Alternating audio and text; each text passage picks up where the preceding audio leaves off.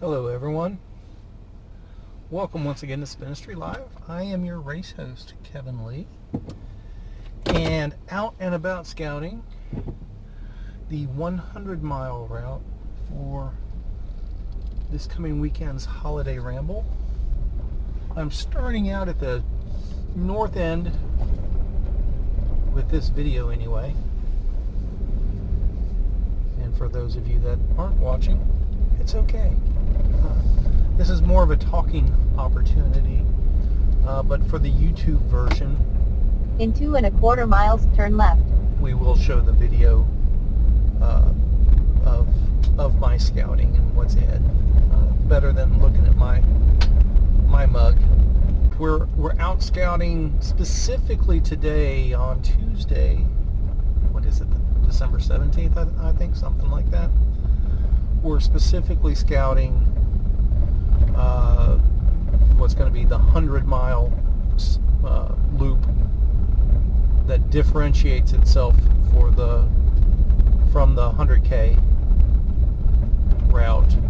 But we will start out to get some of the 100K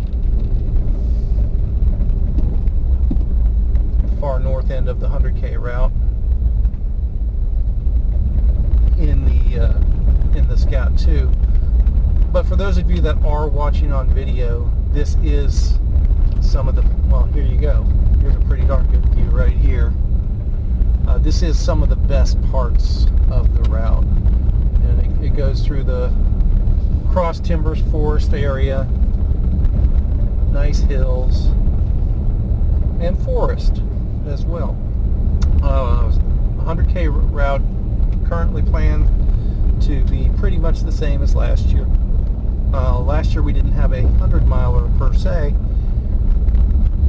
We had a 150K route, and that's probably the most of what we're going to talk about today is some new stuff that we're rolling out for 2020 around the 100-mile events that we're going to be doing for the foreseeable future. And I'm sure there'll be still some other changes along the way.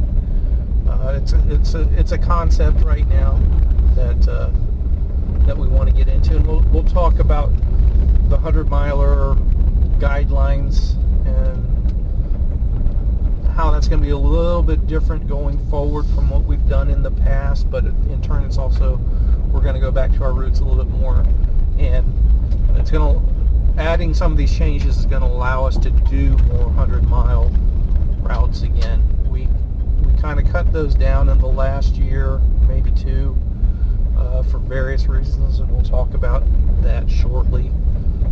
I would like to bring the 100-milers back, and we'll go into those details here momentarily. I'm also going to use this as a session, and I do apologize we don't have a guest with us today. The idea for these while we're scouting podcasts, vcasts, video casts, whatever you want to call them, tube casts. Ideally, we'll have guests with us as often as possible, riding along and have a nice conversation. This one's going to be, you get to listen to me the whole time. A couple different reasons. A, I'm still recovering from the flu that hit me pretty hard starting Saturday. And I really wouldn't want to drag anyone else along with me today and spread that flu to them.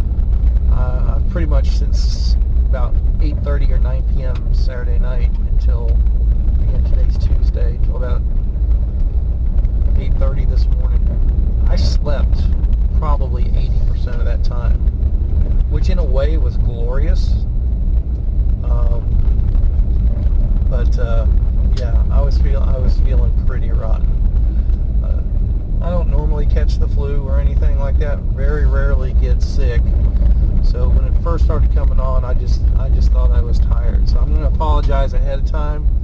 Most likely at Rudolph's Revenge, when we were handing out number plates and getting people signed in, I was most likely contagious at that point. So if you picked up the flu from me on Saturday morning, I apologize tremendously. I didn't even realize I was sick myself until that night. It came on that quickly. Saturday morning I was feeling a little tired, a little run down. Saturday afternoon is really achy. Could barely move, but I, again, just thought I was tired. But by the time I got home Saturday night, I knew I was sick. I don't get the chills, and I was just freezing completely. But by 9 o'clock, I was in bed. Pretty much stayed there till 9 the next morning, and woke up for a couple hours, went back to bed, and that was my routine until about 9 o'clock this morning, 8:30 this morning. I feel okay at the moment, a little headachy, but I'm sure I'm still contagious. Hopefully the family doesn't pick it up from me. So that's the main reason we're flying solo this time around and don't have a guest. We would like to bring guests along on these ride-alongs as often as possible. So hey, if you'd like to talk bikes or gravel or whatever else, and you've got some spare time and can tag along for maybe a half a day. In a quarter mile, turn left. For a Spinistry scouting trip, and feel like you might be a little chatty or have something to share, give me a ping. We'll see if we can set something up. Pretty much, like I said, you need to be able to spare a half a day at least, depending on how far out we go, maybe a full day, and in the middle of the week, because the weekends we're pretty stacked up putting on events. So typically my scouting days are Tuesday, Wednesdays, and Thursdays are usually when I squeeze some of that in, and we always Turn left onto Co Road 104. always have things to scout. Now, anyone that's ridden the Holiday Ramble before, this return we're about to make here, it's going into the roughest section of what the 100K riders typically see. In 2 1/4 miles, turn right. Nothing spectacularly rugged or anything like that. It's we call it the Blair Witch section. It's a little bit overgrown and stuff like that, but it's pretty neat. People usually get a kick out of it. And it's about the farthest point out for the 100K riders. The 100 milers, after we go through the Blair Witch segment, they'll split off to the left and go north a little bit further. So they'll go a little bit further out from staging, and when we get to that turn, I'll show where we'll take the left turn, but I'll show where the 100K riders make the right-hand turn. This is also going to give me the opportunity to hopefully, and from this point forward, I'm going to try to be conscious about it. I have noticed in my, and I just did it just there, I'll try to be conscious about it. I have noticed in my previous podcasts and audio overlays and things like that, I do insert a lot of ums and ahs. I'm going to work on that. I don't know if that's something that I just need to concentrate on, just speaking more freely and thinking less about what I say before I say it, or if it's a conscious effort to not insert the uhs themselves, which that is tough. The uhs and the ums, when I'm doing them, I'm not even realizing it. I think that's a throwback to the verbal jousting within my own family back when I was a kid. I don't want to imply that we fought. It wasn't really fighting. It was more poking fun and jousting and debating. And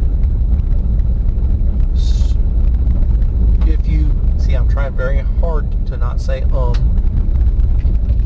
if you have to think ahead of what you really want to say to get your point across, or not catch yourself in a bear trap or something like that, in that environment, if you paused to think before you spoke, somebody else would take advantage of that opportunity, that pause in the action, for them to roll in and start talking. So I think that might be part of where it comes about for me, is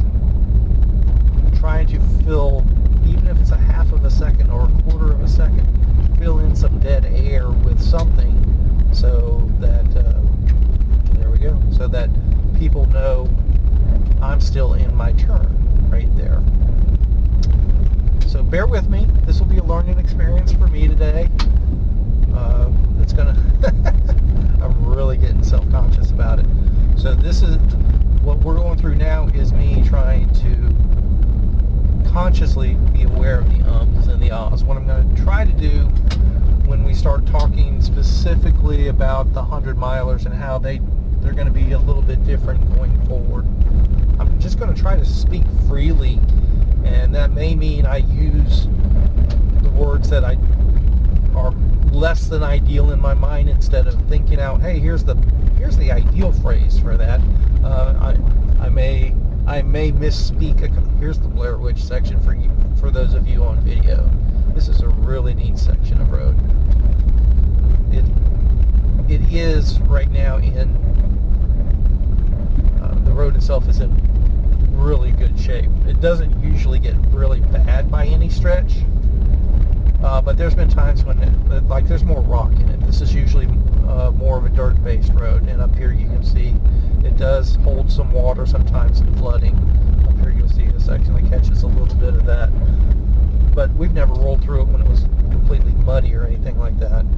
But this little section through here hasn't traditionally been maintained as well as the rest of the roads in Cook County, and it's better maintained this time through than I've ever seen it at the moment. And we should be coming pretty close to this turnoff point where the 100K route will hang a right, and the 100-miler will go to the left. And at that point, we'll definitely just concentrate on talking about not the Holiday Ramble route itself. In a quarter mile, turn left. In a quarter mile, we're turning left. Not about the 100-miler itself, the Ramble route, but the concept of Spinistry 100-milers into 2020. We kind of kicked it off unofficially, one portion of it, with Ride the Net a couple weeks ago, and we're giving, and this Turn left onto Co. Road 103.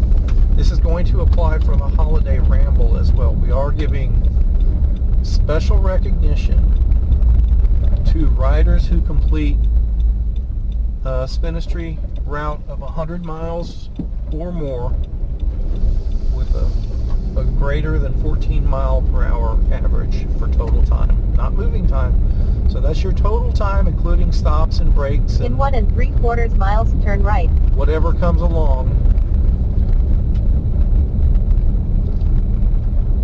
You have to maintain 14 mile an hour average or better, and it's going to be a list of everyone that makes that, and then we'll give you a sticker for the specific event that you accomplish that in. So for Ride the Net, that's a tough 100 miles in that it's a slow 100 miles. It's not very climby or anything like that. But the way that route works, you're pedaling the whole time, and there were parts of it that were damp for extended periods of time, so lots of Velcro on the tires type feel. So we only had 2 of our 100-milers that qualified for that. So we had an overall podium, so only 2 of the top 3 made it for that one. I expect for most other 100-milers, we'll have a much higher rate of participants that meet that qualification, and we'll start that. We're calling it the 14ers.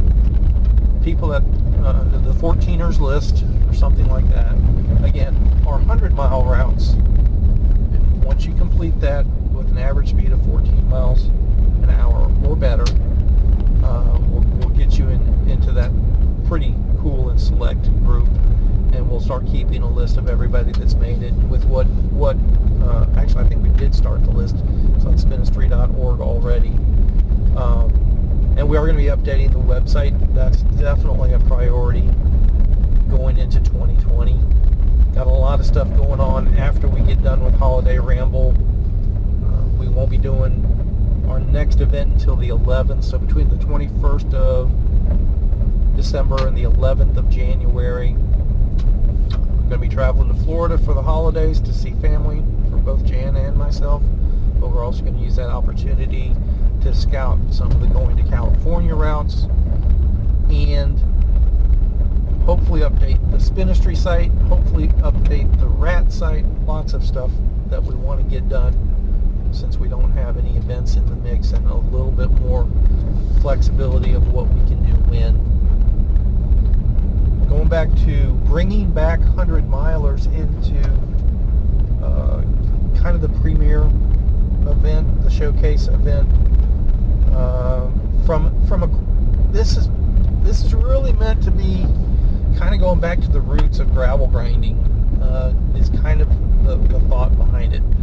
The 100 miler stuff is going to be just super grassroots. We're not getting away from the 100K. We're not getting away from the 50K stuff. We actually expect those to keep growing significantly. But we do recognize that there's a lot of, as gravels become more popular and more events are coming out on the gravel side of things, we're seeing where In a quarter mile, turn right.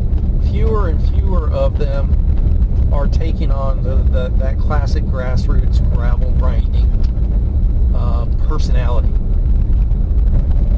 And not that there's anything wrong with that, not that it's perfectly fine for other events to line things up the way they see fit. We just recognize that Turn right onto Co Road 102.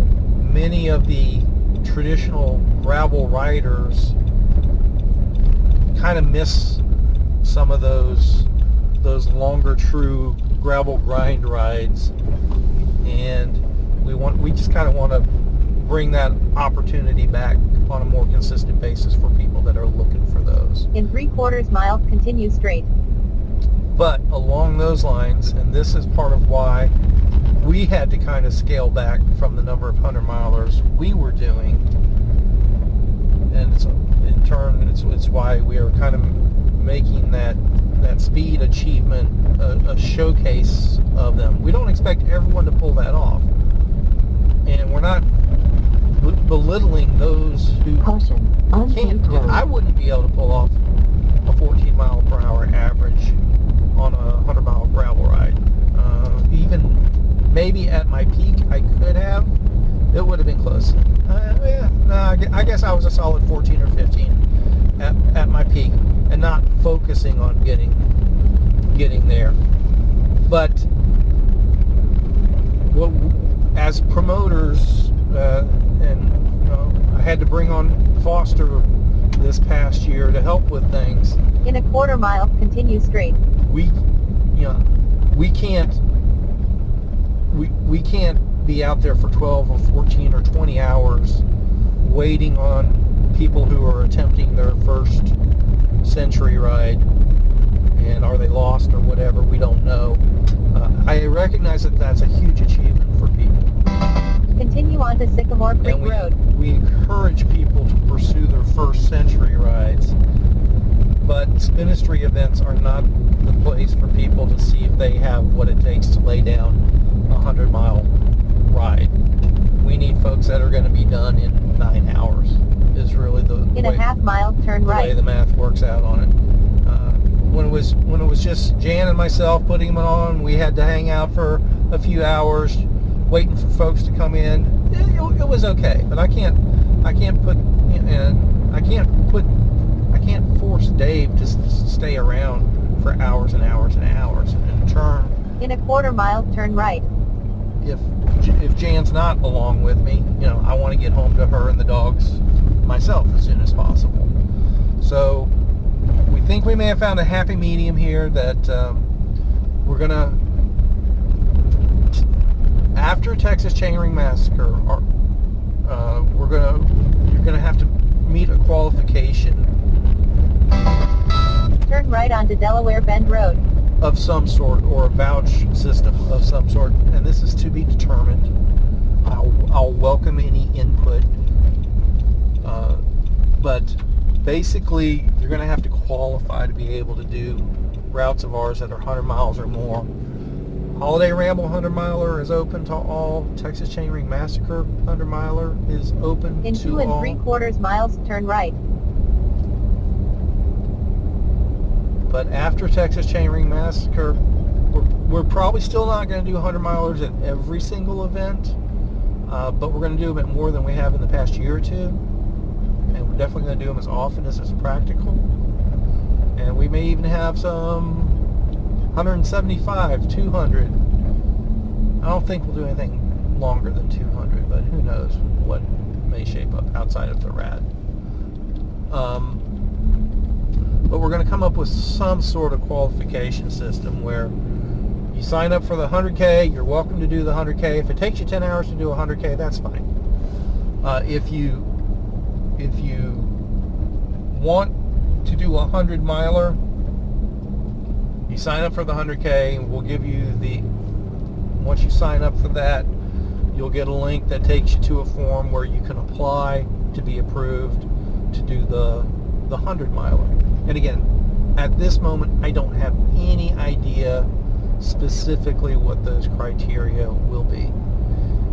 It's probably going to be something, I'm going to go backwards at this loop here. It's probably not worth this tiny little detour, but maybe it is. Because sometimes these cemeteries are cool little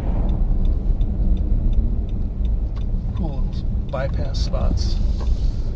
The most likely scenario is that it'll be something like, send us some links to your Stravas where you've done 100 milers and been able to average over 11, 12 miles an hour, something like that. It'll probably be something that simple. We may also allow for a vouch system. Not a bad little detour, but crossing the road twice to pull it off doesn't make sense. So we're not gonna include this little bypass in there. We'll just keep it on the FM road.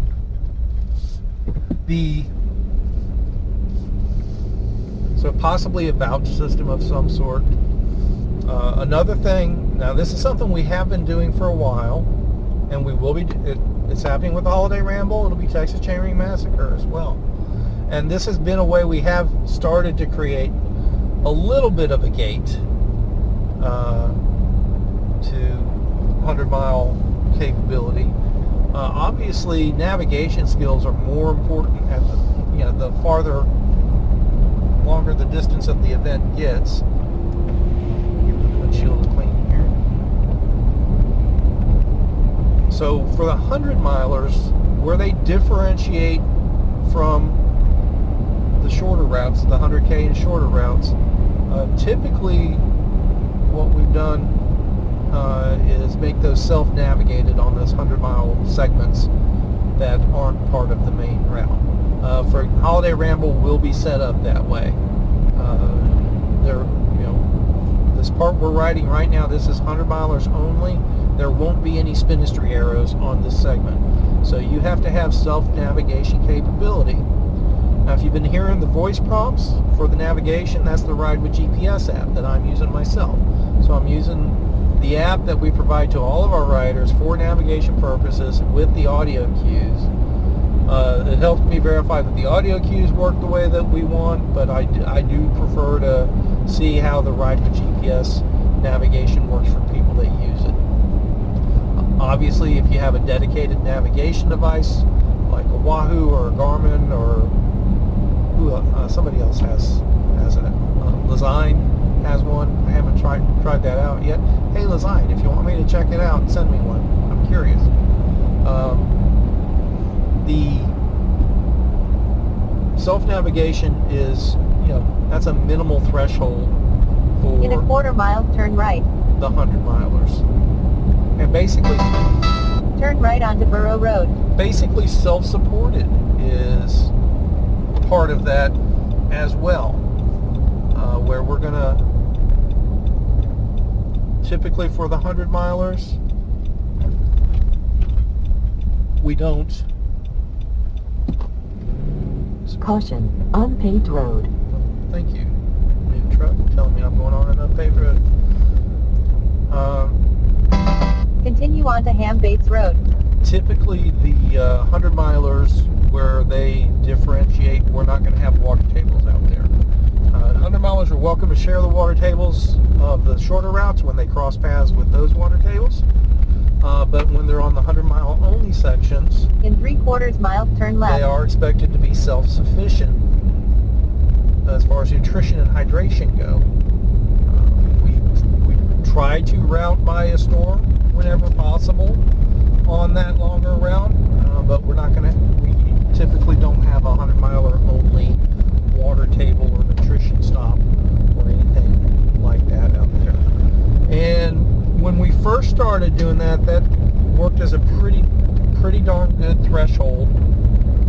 At least the self-navigation aspect of it. When we first rolled out kind of that threshold to do the 100-milers, the only people that were willing to bite that off were people that had pretty much already done the In a longer 1/4 mile, routes turn and left. knew how to navigate and things like that.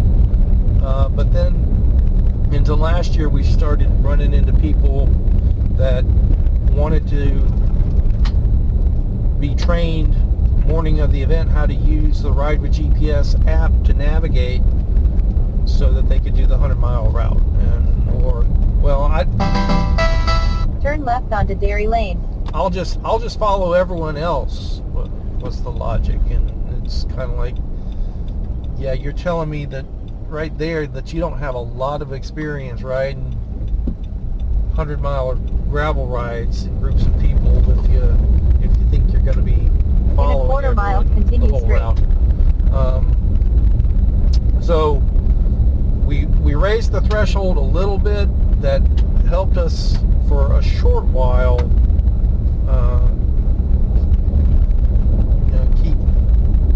keep the skill set a little bit higher for people that were participating in the 100-mile events.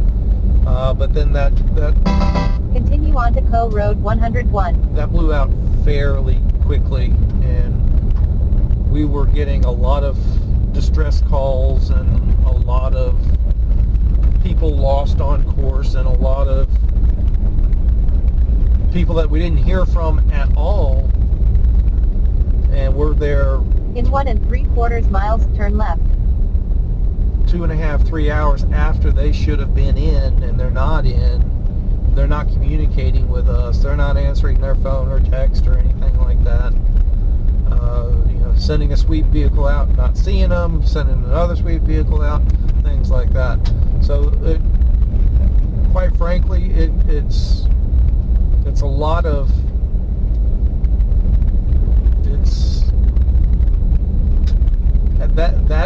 that late in the day, that late in the event process. That's a stress level that's not very appealing to a promoter at that point. Thankfully, we, to the best of my knowledge, haven't lost anyone yet. But we've definitely learned some lessons along the way about that.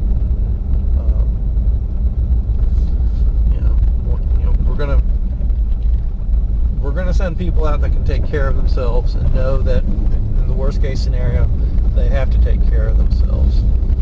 It's not that we plan to abandon anyone by any stretch of the imagination. If somebody gets in a bind out there, we're going to do what we can to help them. But in turn, our capabilities are pretty limited. So if we have 6 people scattered over a 100-mile route that are needing help for various reasons,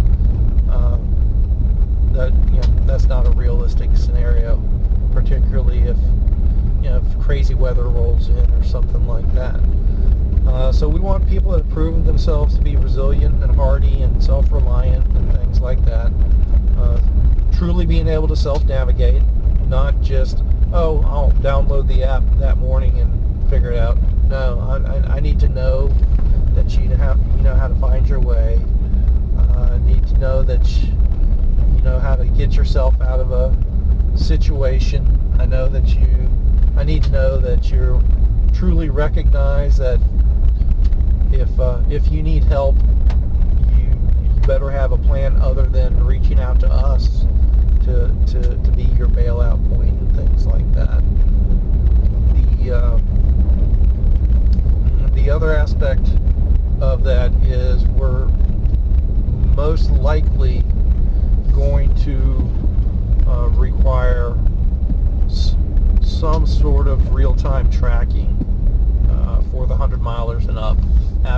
Texas Chainring Massacre. The spot walla stuff that we've used for Rat 1000 has been stupendous. We've tried them out on other events.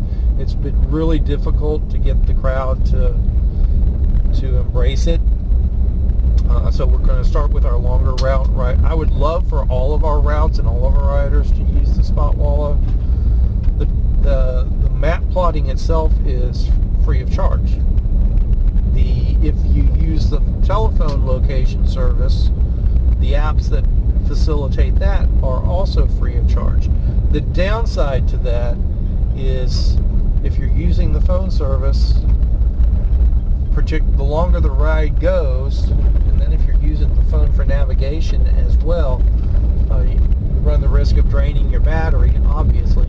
You can In a quarter mile, turn left. You can have backup batteries or dynamo hubs or whatever else to care for that. The real problem with the telephone service, though, is our routes, particularly a 100-mile route, you're definitely going to be going through segments that don't have cell coverage. Sometimes most of the route may not have cell coverage. The further along we get into the 21st century, Turn left onto Co Road 106. the further along we get into the 21st century, the denser cell coverage gets. But there are definitely still segments that don't have cell coverage. No ifs, ands, or buts about that. So our recommendation is most likely going to be the satellite tracking services from Spot. In 3/4 mile, turn right. Garmin InReach, most likely. And I know that's gonna, for some people, that's gonna be a deal breaker. So, and I get that. Those devices have become more affordable at the plan level and the actual hardware level as well. But I'll be the first to admit, if you're just going to do 1 century a year or something like that, maybe that's not a worthwhile investment.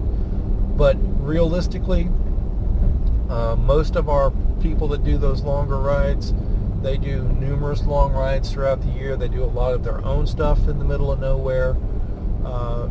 I've had a Spot device for years, and even though I have been less than enamored with their In a quarter mile, turn right. business model in the past, they seem to be starting to address that and recognizing that.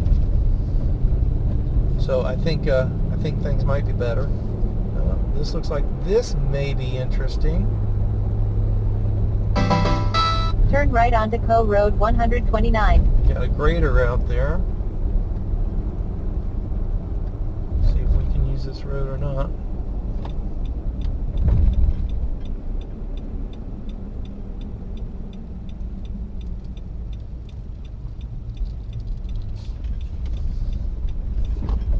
Looks like we can. Wow. I'm doing something back here. This is a neat little back road we've had to ourselves for a while. In 3/4 mile, turn left. Looks like they're civilizing this one. This one used to be almost like rough double track. Looks like they got some kind of development going up next door, and they're civilizing the road. Just recently, though. Looks like just this grade pass now. Might have a little bit of roughness to it still up here. Let's see what we run into.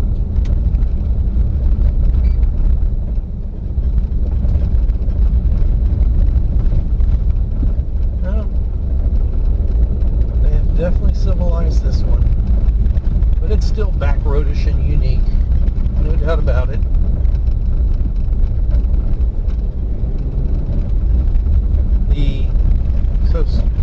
Going back to our 100-milers and some of the philosophy around that, I am definitely open to input on this as well. We do want to recognize the accomplishment of doing the faster centuries, because that's pretty darn cool. that's more than a finisher's medal. That's more than a participation ribbon or something like that. But it's also, it's a true accomplishment. In a quarter mile, turn left. But it's also something that's realistically attainable by many, if not the masses. It's realistically attainable by many. I think it's a source of achievable pride for a lot of people. And I know some folks will try to figure out the system and turn left onto Ranch Road. Save their 100-mile attempts for like the holiday ramble. This one's really highly likely, unless the weather's crazy, which, hey, the weather looks great for holiday ramble, FYI. Holiday ramble should be one where it's never easy, but one of the ones that's more likely to knock out 100 miles plus and maintain in 1.5 average. miles, turn left. Ride the net. That one's always going to be, very few people will accomplish that average. Texas Chainring Massacre, again, depending on weather. That one should be fairly easy to pull it off. Red River Riot, not so much. So people will they may pick and choose their 100-milers, and that's perfectly fine if their goal is to get on that 14er list. Realistically, we just want to get people in the mode of completing a 100-miler at a decent pace. Not to get away from the mode of, oh, I did 100 miles, I can accomplish that. Yes, that is a heck of an accomplishment. Spinistry events aren't the appropriate mode to get your first 100-miler booked. We don't have the support structure in place for people that are newer to those distances and don't have as much experience on self-reliance and things like that. The qualification and achievement thresholds we think will help keep the level of participant a little notch higher, which helps us out as promoters, which allows us to do more events that offer the 100-mile option. Because I am one of those, and this isn't poo-pooing other gravel events or the state of gravel. I don't want it to sound like that. I think it's fantastic that gravel is growing and more events are out there and more people are coming into it. But we are at that phase in the popularity of gravel where we've made that shift from what was understood as gravel, from the old guard, for lack of a better term, to what is understood as gravel now, from the majority of gravel participants that have just come on board in the past couple years. And that's going to shift even more. In a quarter mile, turn left. Because I truly believe that a lot more gravel riders are coming from outside of the traditional cycling realms as we speak. We're going to see a lot of people coming from... Turn left onto East Bewley Road. I mean, we see it already, but I think we're going to see a lot more of people that are coming from the Ironman and triathlon groups. And this is a new segment for me. It's part of why I wanted to scout. Doing a little... In 3/4 mile, turn right. Couple of slightly different turns on this, so we have to find one more turn to pad it a little bit though, because right now it's mapping out at 100.5 miles for the 100-miler. And that's not quite enough cushion, just in case the mapping calculates it wrong. I don't want anyone to finish at 99.8 miles or anything like that. So probably try to find another 3/4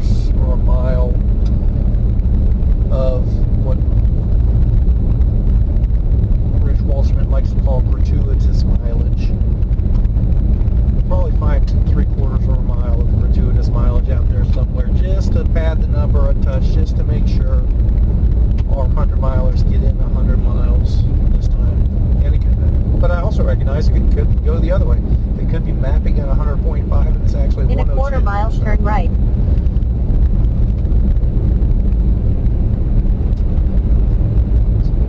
But going back to the influx Slight right onto Dexter Road, then turn right.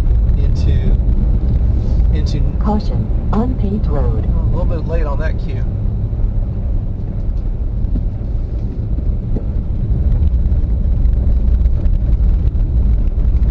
The influx of Turn right. new gravel riders.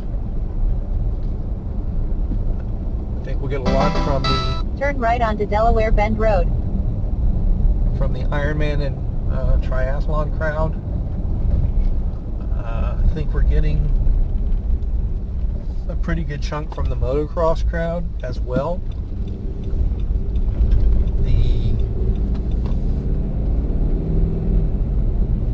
I think that gravel In 1 mile, turn right. is getting into that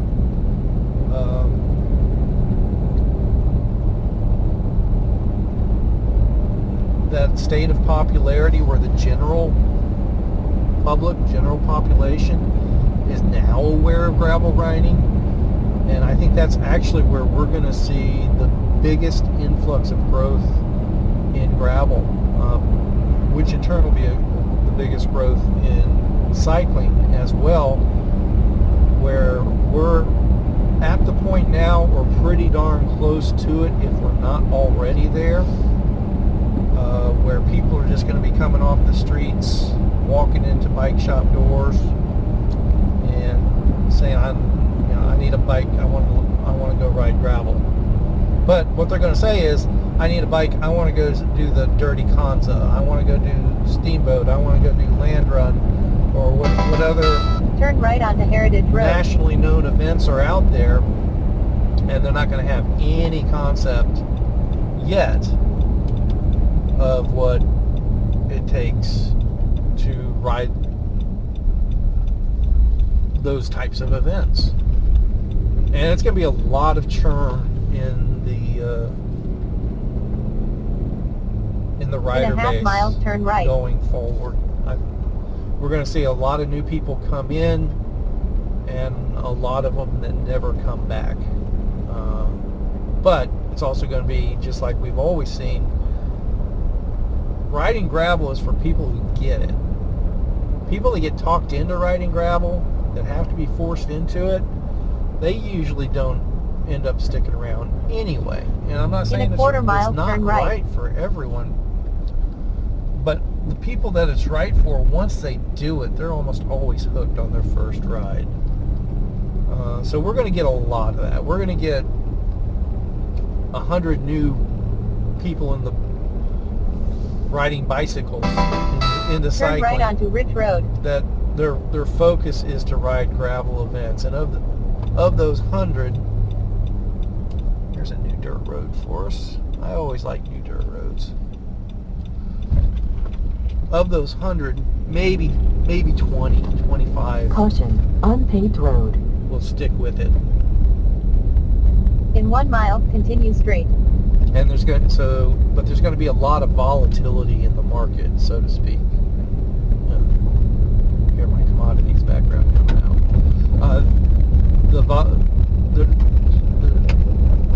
And it's going to create some negative impressions as well, because there's going to be influx of new people, and the majority won't stick around.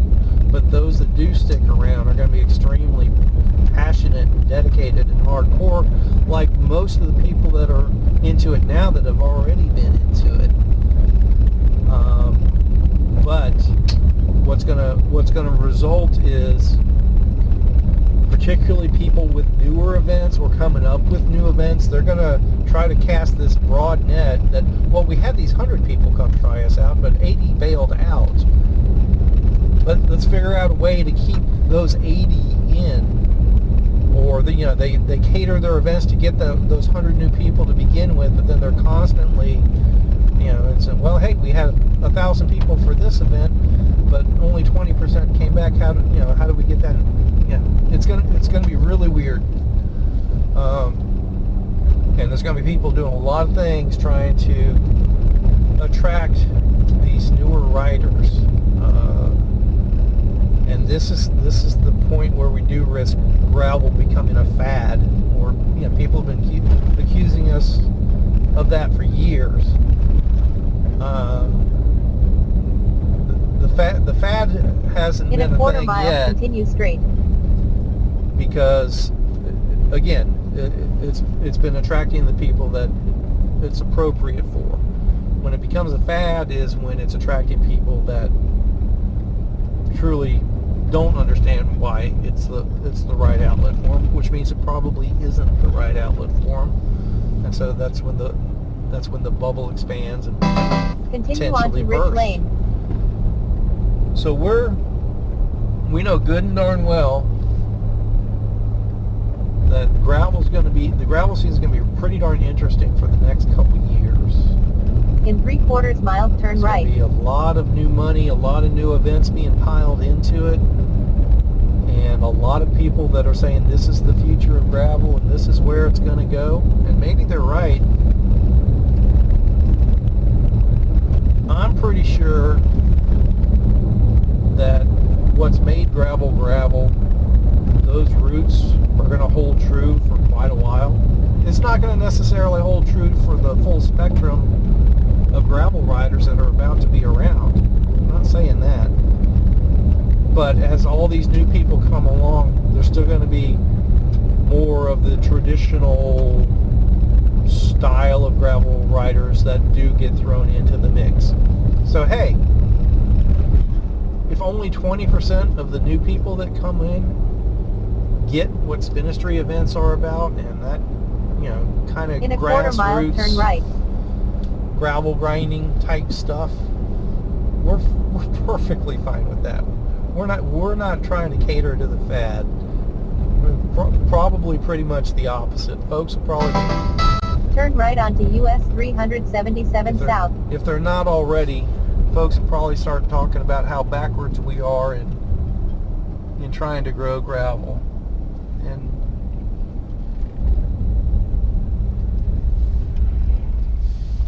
they could be right. I've been proven wrong before.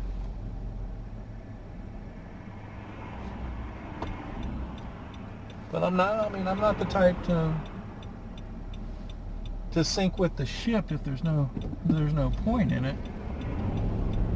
But I think the traditional ship is plenty strong right now and can carry a darn big load. And we'll go out there. Turn left onto Graydon Road. And this is, if you're watching on video, this is where we come up to the convenience store. In a quarter mile, turn right. Take this little Caution, unpaved road. back road here. And up at the corner here, there's a little convenience store, Exxon station. Anyone that's done the longer routes out here before is familiar with this one. Turn right onto Sandusky Road. Usually in the past we've spent time to the left here and doing some mileage out here, but we're doing it different this year. Most of those dirt roads are gone, In a quarter mile, turn left. so we're just going to double back here. And the whole point of that loop was to go by the convenience store.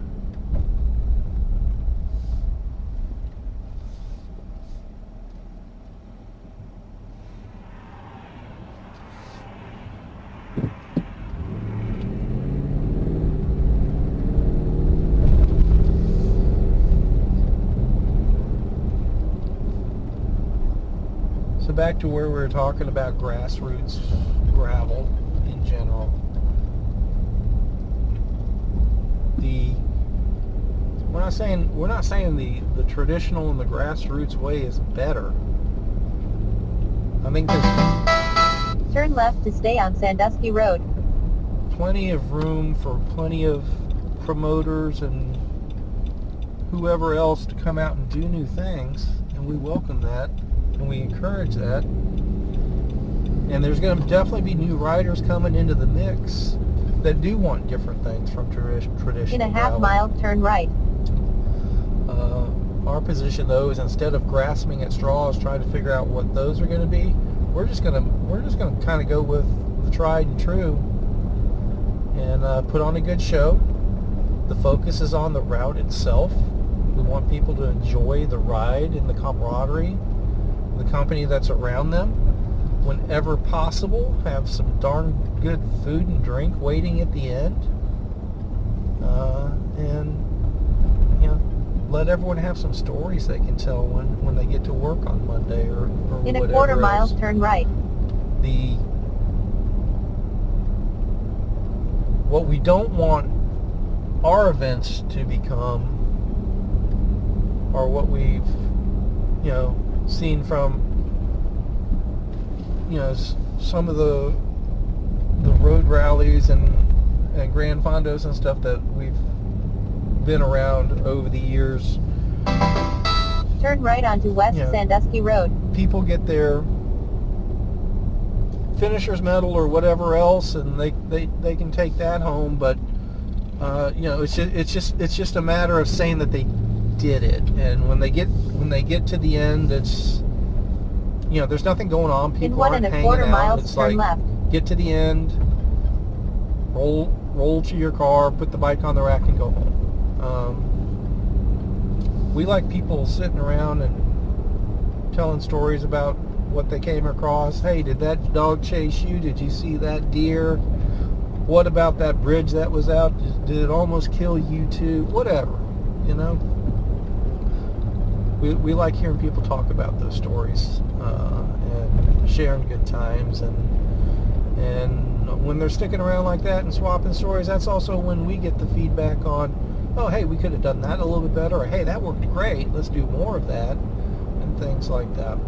So that's kind of the way we're going to be going into gravel for 2020. I think 2020 in general is going to be a huge transition year for the gravel scene, and I honestly don't know what that ultimately means, what that ultimately looks like. I just know change is in the wind, and I don't say change is a bad thing. I'm not implying that at all. And it may change the way we do things as well, but I think realistically it makes more sense for us to do more of what we do, because as more gravel people come in, there's going to be people that are looking for what we do as opposed to what maybe the new thing is becoming.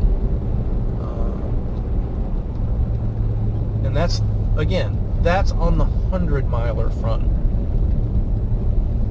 that we're putting in these thresholds and qualifications. In a quarter mile, Now, turn left. what your qualifications may very well be is, hey, you've done Spinistry events in the past, and I've got your recorded times of what you finished the 100K on, and we've talked about things over a beer along the way. I kind of know your mindset on things, and that may be enough to get you in. Keep left to stay on West Sandusky Road, then turn left. And also, I don't want to paint the picture that we're catering to the vastly experienced riders only by any stretch of the imagination. Turn left onto Jewel Lane. It's actually quite the opposite. We want Caution, unpaved road. This is a beautiful road. Oh my In gracious. 3 miles, turn right. This is going to be fast. Quite the opposite. Yes, we want the 100-milers to be experienced riders. No doubt about that. But everything we do at Spinistry is structured around progression. We almost always have and I use generalizations here because I know sometimes the mileages vary a little bit, but we almost always have a 50K route, which is usually going to be in the neighborhood of 30 to 35 miles. We always have a 100K route, which can vary between 62 and maybe even up to 75 miles. The 100K routes are they're not meant for true beginner, or I'm sorry, the 50K routes aren't meant for true beginners to bicycling. If you just bought a bicycle at Academy Sports at Walmart and bring it out and say, I'm going to go ride on some gravel. If you have any level of fitness, you can probably pull that off, but it's probably going to be a pretty miserable experience. Traditionally, folks that have ridden gravel have come with a background in other riding disciplines. They've got some already established experience mountain biking or road riding or whatever else. Very rarely have people just come out and done gravel grinding as their first method of riding bicycles. Like I mentioned earlier, I do believe that's about to change. I think we're about to see actually a pretty good influx of people that come to gravel grinders for their first ride. For a very first ride, Spinistry is still probably not the best place to learn how to ride a bike, outside of, doing laps around the block in your neighborhood or in your neighborhood park on the trails or something like that. I would still say, shorter road rallies are probably a better starting point for newish riders like that. The extra rest stations and support along the way, the SAG vehicles, that's a nice security blanket when you're first starting out.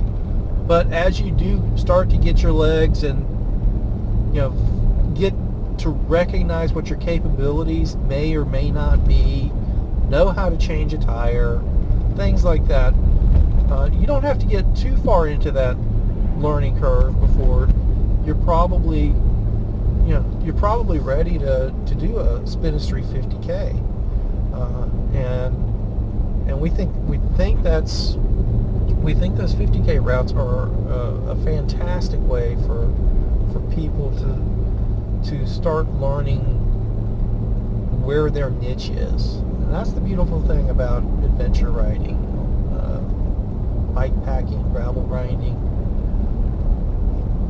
endurance mountain biking, point to points, whatever.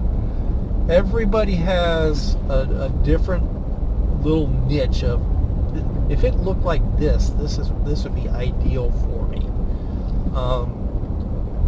But a big part of that is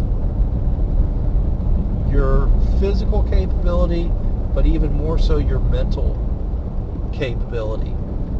But mental capability is definitely a double-edged sword. There's more to it than just toughing it out. Oh, I'm gonna push through this no matter what.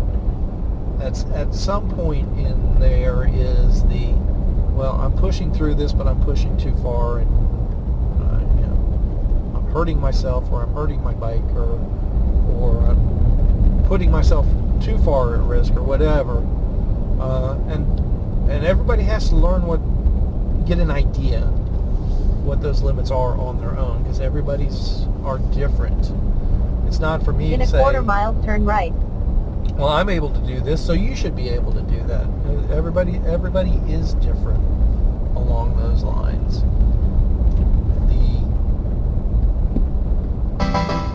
Turn right onto Chisholm Trail Road.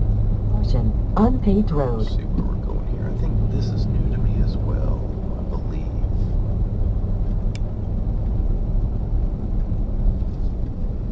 Turning right. Well, not an unpaved road anymore, but that's okay. I bet the 100-milers welcome a little bit of smooth pavement. Saying I'm off course. Was I supposed to turn left there? I guess I was. I could have sworn it said turn right. Turn around.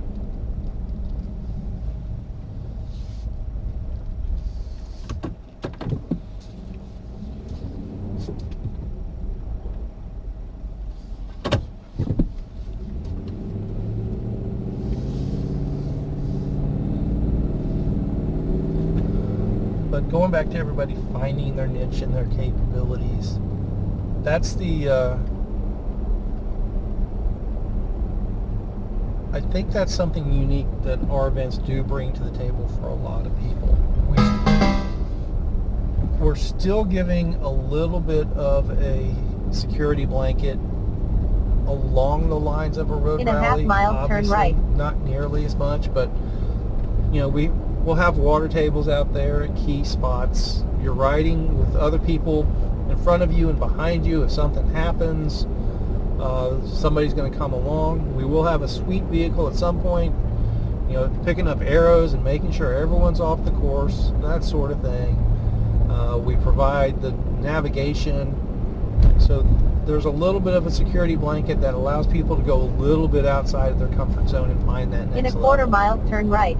Because the basics of it are, you don't know what your limits are until you find them. You can think you know what your limits are, but until you actually get to that point and Turn right onto US 377 South. surpass that point, or you don't quite make it to that point and you find out your limit was a little bit more before then, you don't know your limits till you get there. And we think we give a pretty good environment for people to define their limits and ultimately to expand those limits, because once you find where your limits are now, it helps you build things up In 1 mile, turn right. to get past that limitation and find the next one. And at that point you have a better idea of,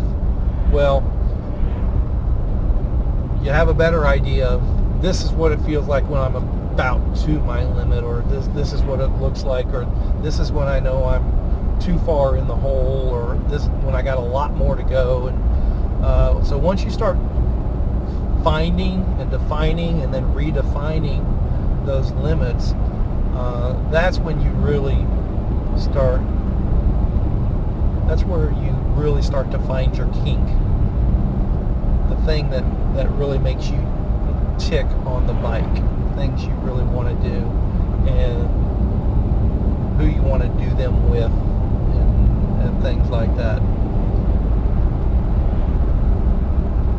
And Turn right onto Orchard Road.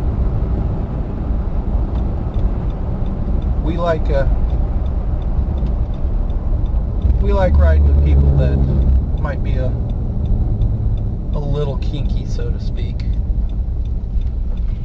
It's a lot more interesting that way.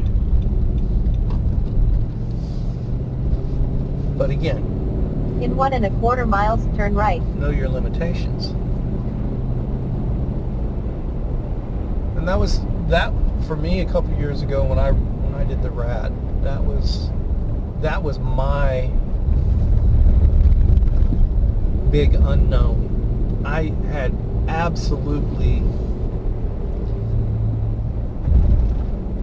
no clue if I was capable myself of completing the rat. And that was after putting on several rats and seeing people who finished it, seeing people who didn't finish it, knowing the reasons why people who didn't finish weren't able to. That a lot of times that was easy to recognize. This is a new road for us. I knew it was going to be paved, but this is a pretty darn cool road. I'm liking this. Hope this works the way I have it mapped. This is pretty neat.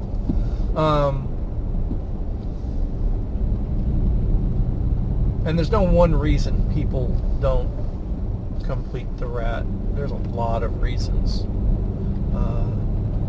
There's no doubt physical capability is important, but I'll always say that the vast majority of times the rat's not completed, that person could still have completed it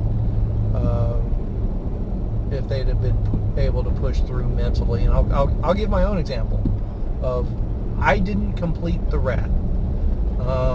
I pulled off something like 560, 570 miles of it. I got my biggest takeaway. My goal, In 1/4 mile, turn right. the year I did the rat, wasn't to actually complete the rat. I mean, don't get me wrong, I wanted to.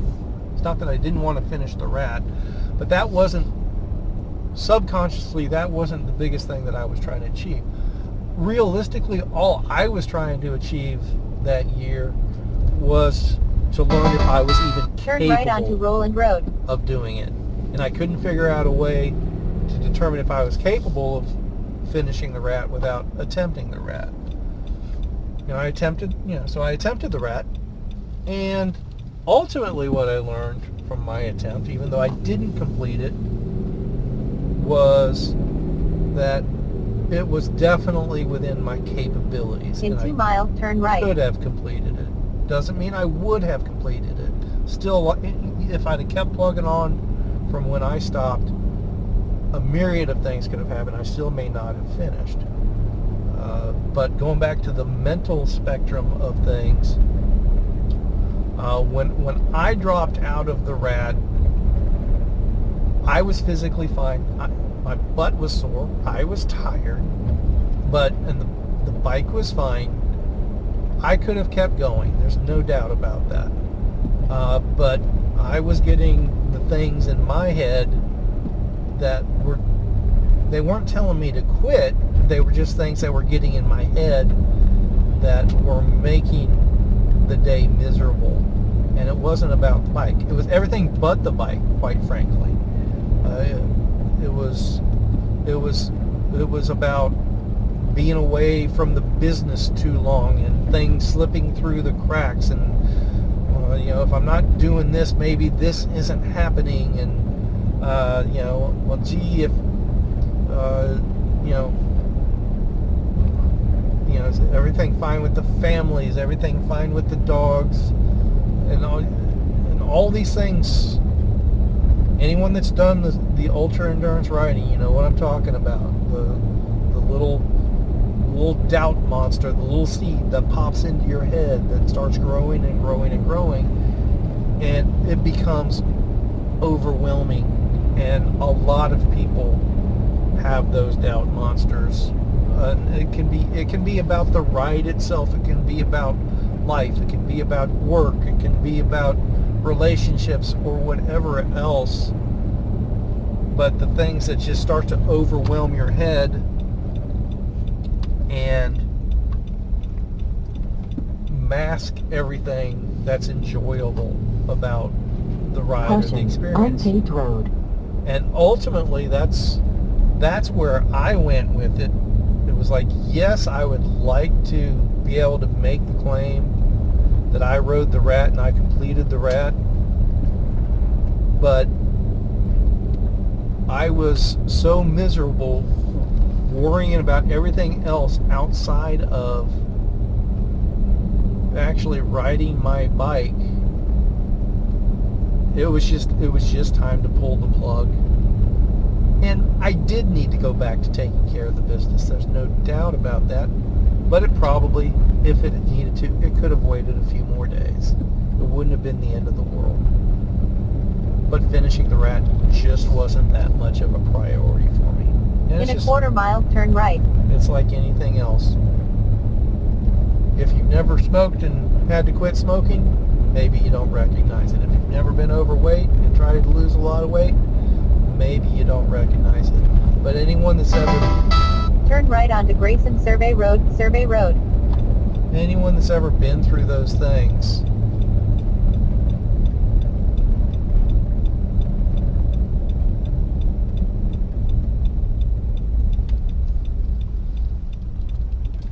is this paved or this is paved now? Oh no.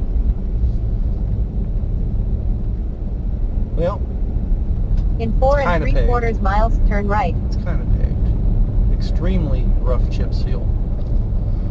But anybody that's ever been through that before, where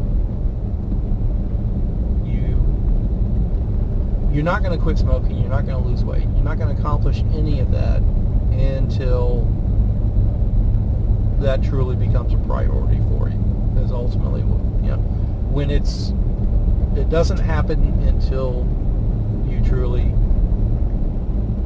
want it to happen.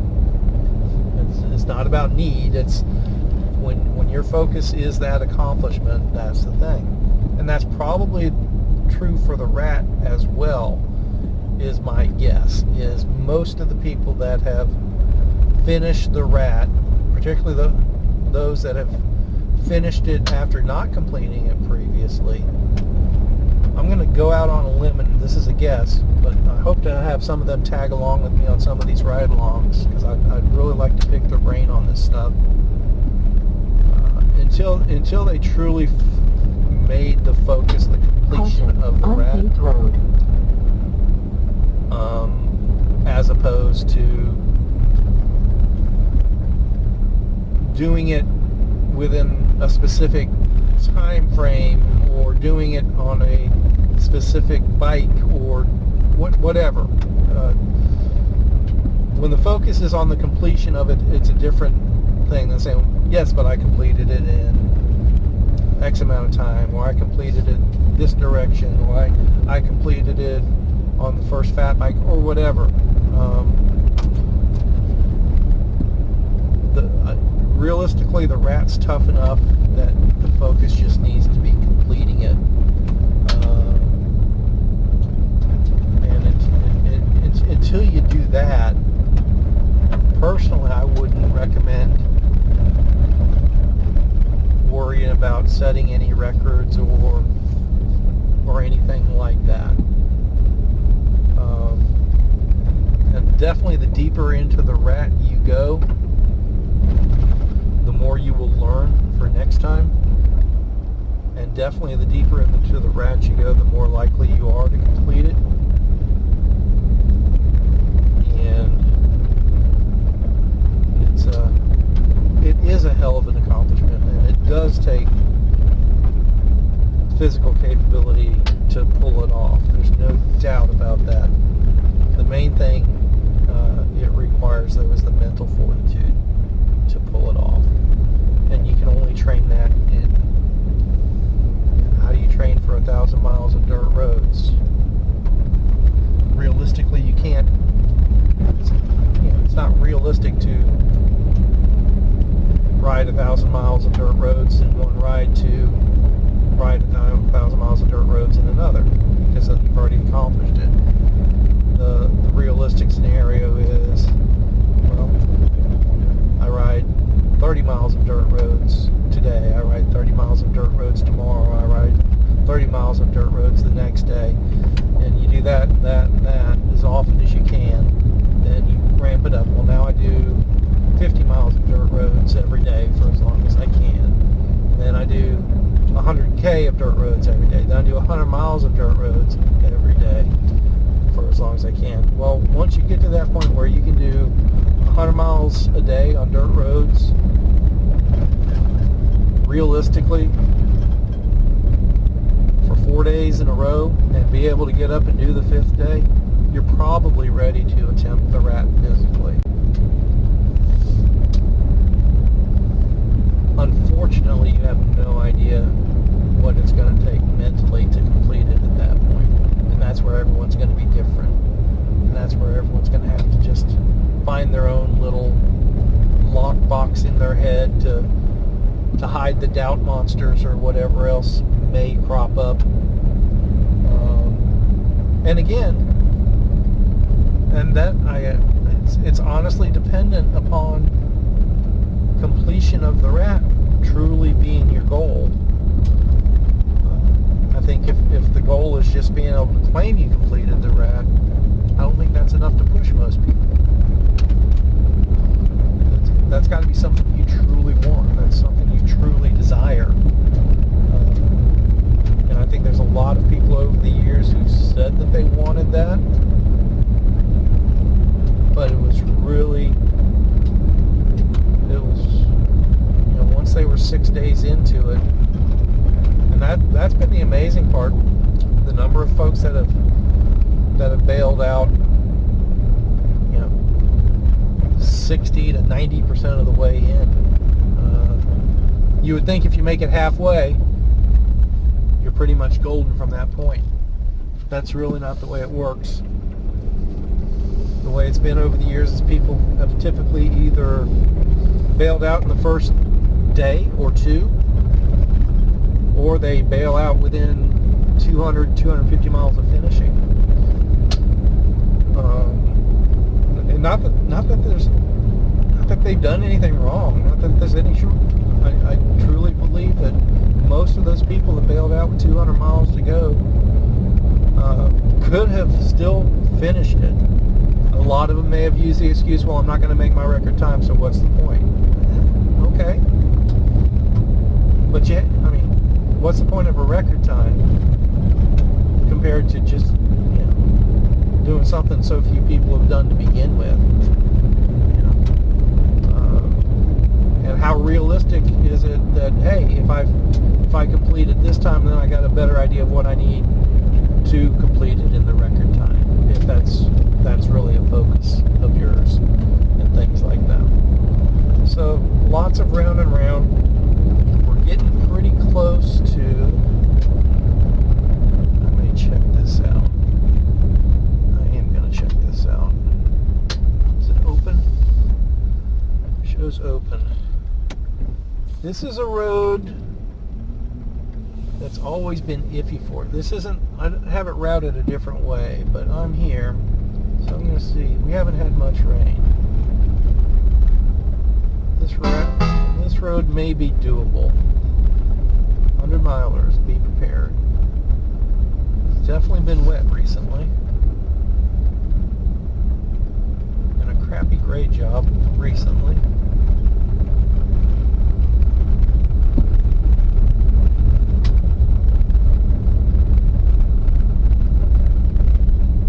What are we up against here? Looks dry-ish. Looks dry. But if I remember correctly, it's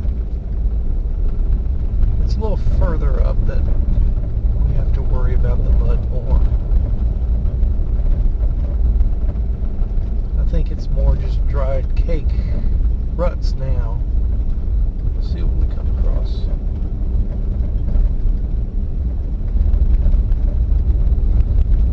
It's specifically not on the map at the moment because most of the time over the years this has been too wet to use.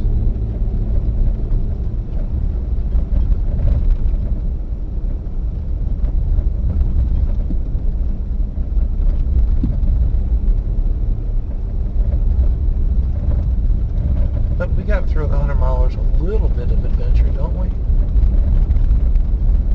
They had too much bonus pavement in the previous sections. They got to pay for that. Over there. Yep, water's been up here, no doubt.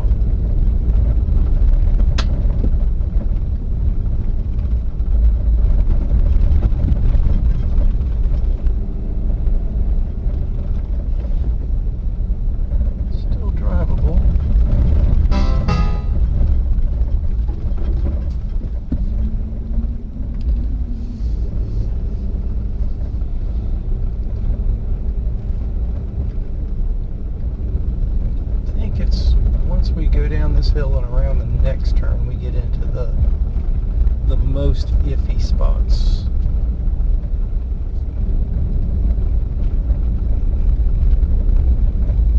But what I'm seeing so far, I think we're going to be okay.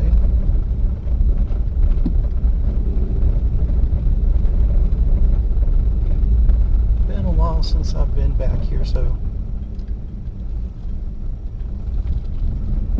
memory may be off. They got some new fill dirt in here. I don't think we're scheduled for any rain or forecast for any rain between now and Saturday. So what I'm seeing now, unless an unexpected rain comes, I'm 90% sure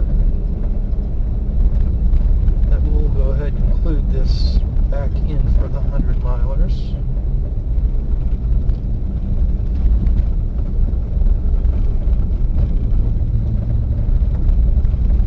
This is lots of fun. Lots of fun. They're going to love this.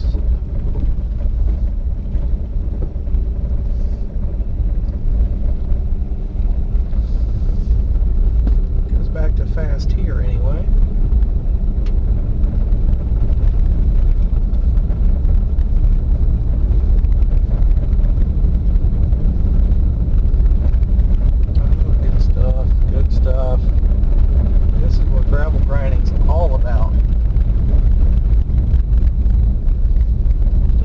apologies to those of you that are listening and not watching the YouTube version of this. Not a whole lot to say because I am kind of concentrating on the driving. I don't want to come across an unexpectedly saturated section and find myself bogged down.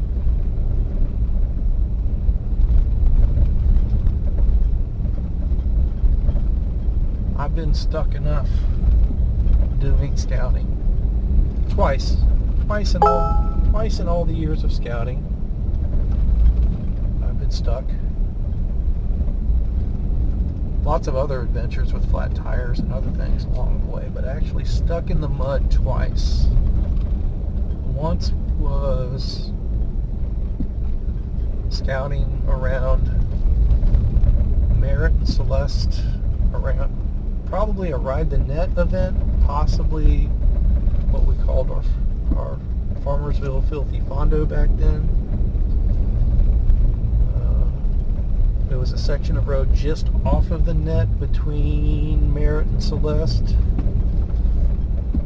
and the vehicle I was in at the time was basically our front-wheel drive Suzuki crossover SUV that I'd been using for years, never even worried about getting stuck. Well, got stuck that time, and it was deep enough in to the roads there that it took a fairly high dollar off-road recovery situation, because the reality of it, as deep in as I got it, a normal wrecker would have gotten stuck trying to make it in there. That was 2012, 2013, somewhere around there.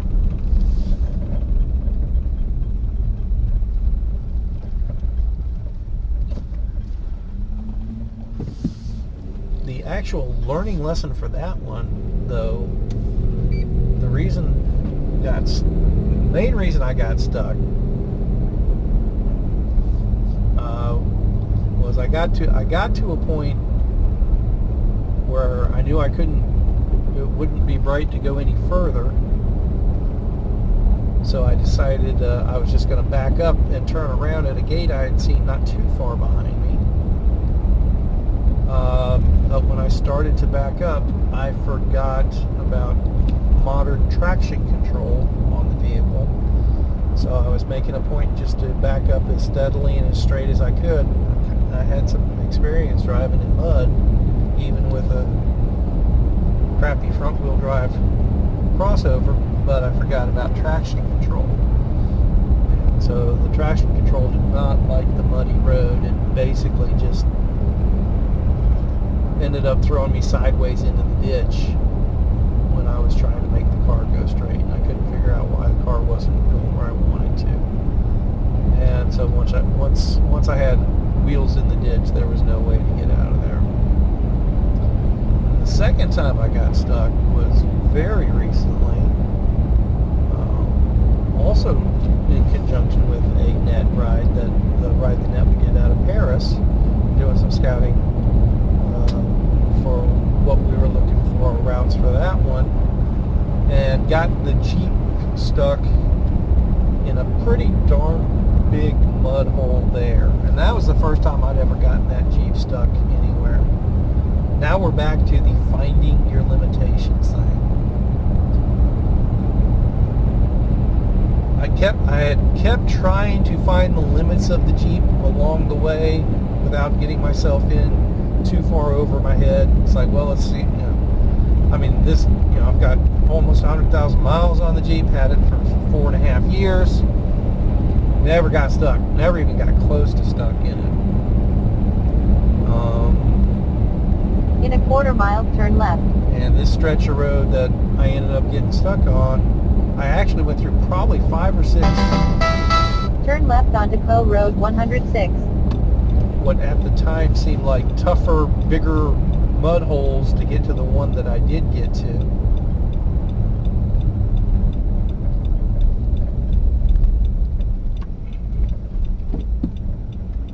right here where we cross this road, this is where we come back into the 100K route for the 100-mile route. In 3/4 miles, turn left.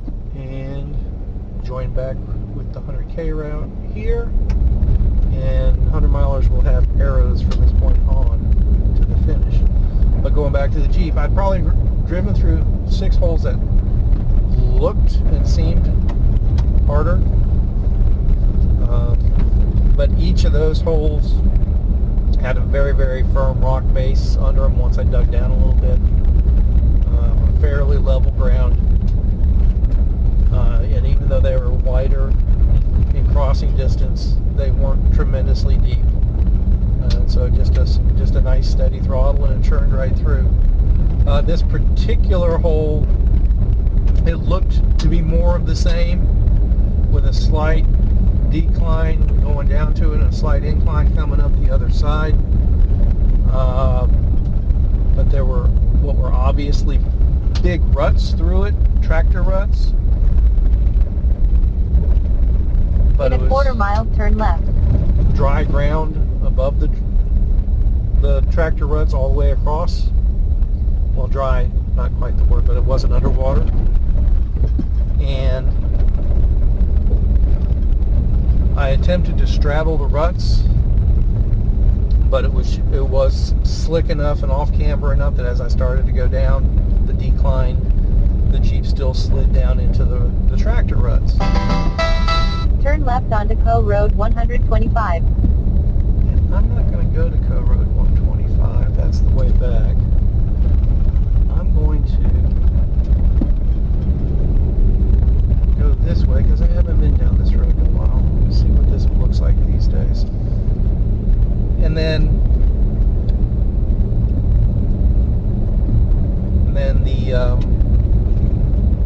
I slid down into those tractor ruts, and at that point the other holes I'd crossed made me a bit too cocky. I was pretty confident in the Jeep's capabilities at that point. Okay, this just takes us back to, that's right, just a short section back to the Blair Witch Road turnoff to the right there. It takes you to the Blair Witch Road.